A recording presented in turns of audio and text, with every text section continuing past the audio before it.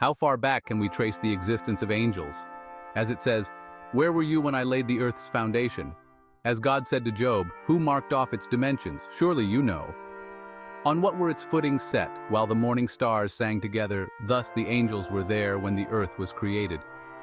In the Bible, angels are not only messengers, but also direct participants in the story of mankind. This understanding provides a foundational stone in the bridge of faith between humans and the divine, illustrating a world teeming with unseen forces committed to the governance of God's kingdom. Why are angels not the souls of men who have passed on? As it says, after he drove the man out, he placed on the east side of the Garden of Eden cherubim and a flaming sword flashing back and forth to guard the way to the tree of life. Genesis 3:24. Because the angels serve God, they are separate from the souls of men who have been cast out of the Garden of Eden and are here on this earth.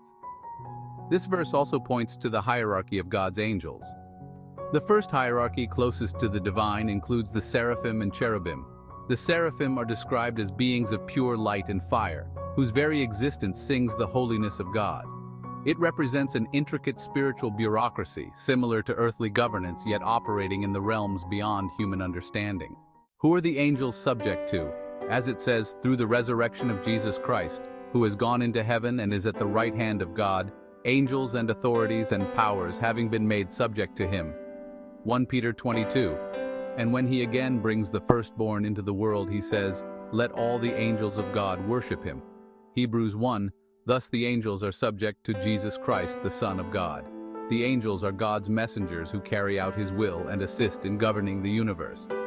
And now they are subject to the will of the Son of God. What important services do the angels provide?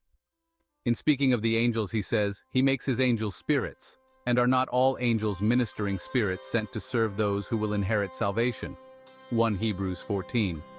Thus the angels serve as ministers who help those who inherit salvation or God's people. Thus the angels have a dual role as both protectors and moral guides.